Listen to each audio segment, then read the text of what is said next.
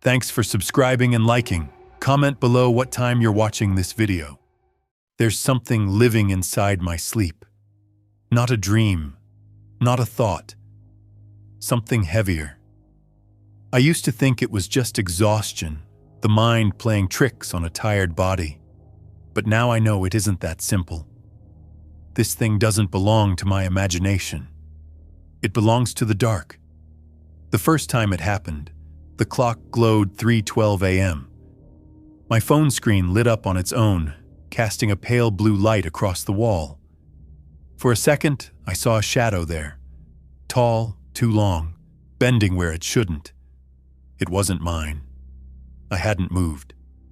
The light flickered once, then went out, and the darkness swallowed the shape.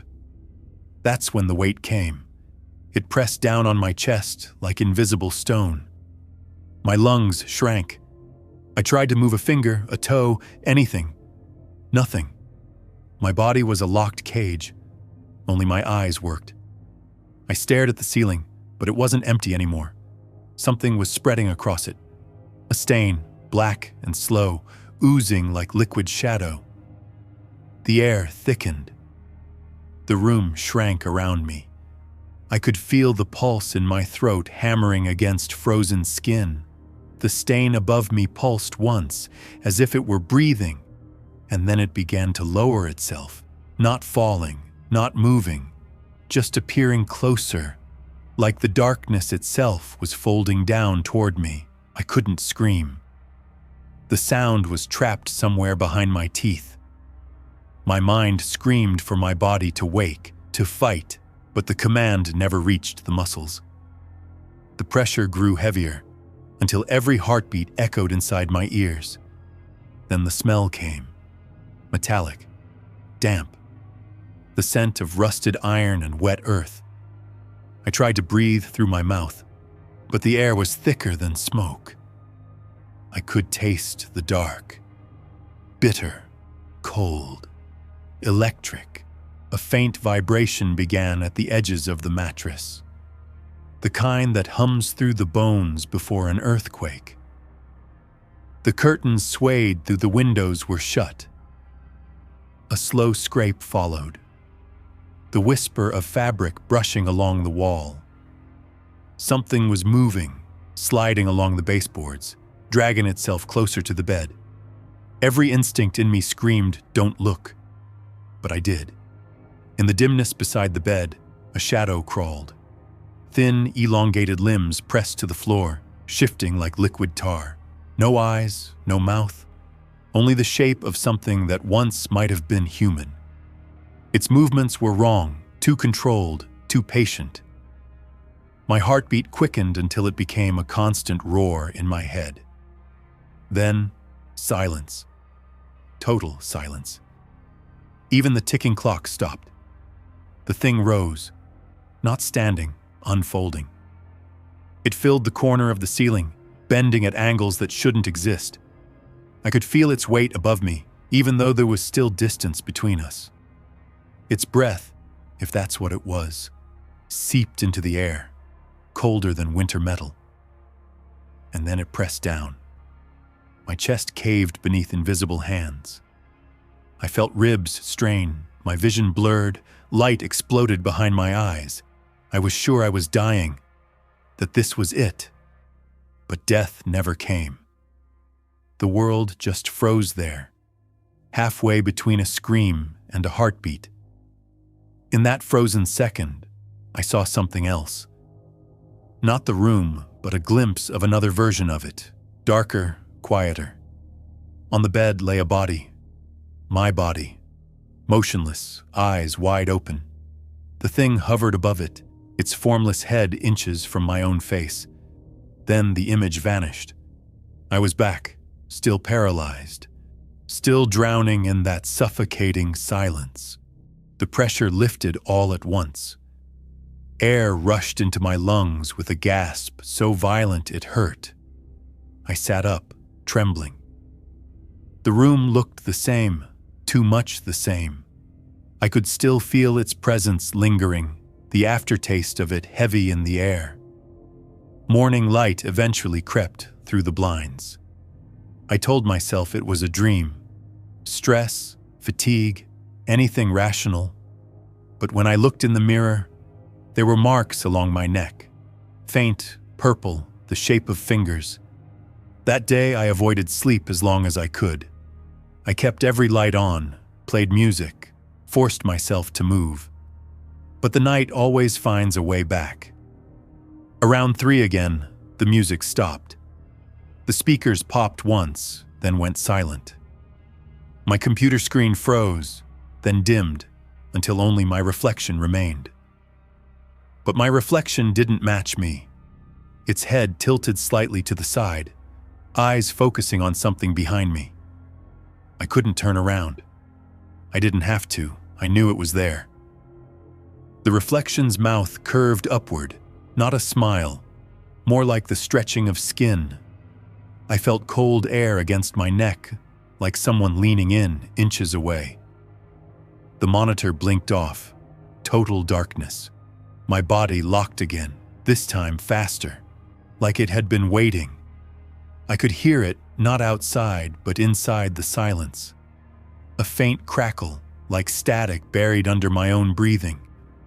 It grew louder, turning into a deep vibration that filled my skull. Then the bed moved. Not much, a shift, a breath. Something crawled underneath. I felt it through the mattress, slow and deliberate, each movement timed with my pulse. Then the sheets pulled tight around my legs. I tried to kick.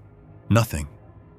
The pressure at my ankles grew, a grip unmistakable. Thin fingers, long, impossibly cold. They wrapped around and began to pull. The sheet tightened, skin burning with tension. My mind thrashed, body useless. The ceiling shadow stirred again. This time it didn't lower. It fell. Straight down, a flood of black, swallowing everything. I couldn't see the walls, the ceiling, even the shape of my hands. Only the faint outline of something crouched at the foot of the bed, watching. A single breath echoed. Not mine. Slow, hollow, drawn through a throat that didn't belong to any living thing. The next moment, silence returned. Then, a sound beneath it, the faint clicking of joints bending the wrong way. And suddenly, nothing. The world snapped back like elastic. I could move again. I gasped, rolled out of bed, slammed the light switch. White light flooded the room, too bright, too empty. But beneath the bed, in the thin layer of dust, I saw it. Prints. Long, narrow finger marks dragged toward the wall, vanishing into nothing. I didn't sleep the next night, nor the one after. But sleep always wins eventually. When it returned, it came quieter. No phone light, no moving curtain, just that familiar pressure waiting behind the dark. I felt it before I even closed my eyes. The moment I drifted, it climbed back onto my chest, heavier than before. I stopped fighting, just watched the ceiling fade into shadow again. Part of me thought that maybe if I didn't resist, it would end faster. But it didn't. It leaned closer, close enough that the temperature around my face dropped by degrees. Every hair on my skin lifted. I could hear my own heartbeat slow, like it was being synchronized to something else. Then, deep inside the silence, came a new sound. My own breathing, but out of rhythm. Delayed. Like there were two of me inhaling and exhaling out of sync. I realized what it was. It wasn't copying me. I was copying it. A tear rolled down my temple. The darkness trembled, reacting like water touched by wind. I tried to close my eyes, but they refused. It wanted me to watch. The room stretched, literally stretched. Walls pulling farther apart while the ceiling sank lower. Space itself warped like rubber. I could feel my perception twisting, my thoughts looping. The air turned heavy, thicker with each breath until breathing itself felt like drowning. Then, a shift. The sound of fabric tearing, but softer. I looked to the mirror on the wall, the one across from my bed. Someone was there. Me again, lying still, eyes open. No reflection of the thing. Only me, unmoving, pale, dead-looking. Then, for a split second, that other me blinked. I felt the pressure on my chest vanish. The shadow withdrew, folding backward into itself, melting into the floorboards. I gasped, lungs on fire. The silence that followed wasn't empty. It was listening. The morning came too soon. Sunlight hurt. Everything felt distant, slightly delayed, like reality was buffering. I checked the mirror again. This time my eyes looked wrong, dull, colorless, as if someone had wiped the light from them. I told myself it was exhaustion. Maybe it was. But that night, the moment I closed my eyes, I heard it again, breathing just above my ear. Each night since, it's come a little earlier, sometimes just after midnight, sometimes when I blink too long. I used to wake up gasping, grateful to be free. Now I'm not sure waking means anything at all, because lately, when I open my eyes, the shadow doesn't fade.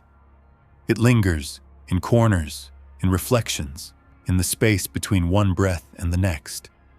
And sometimes, just before dawn, I feel it inside my chest. Not pressing down, not choking, just breathing with me. The same rhythm, the same lungs. I don't think I'm the one waking up anymore.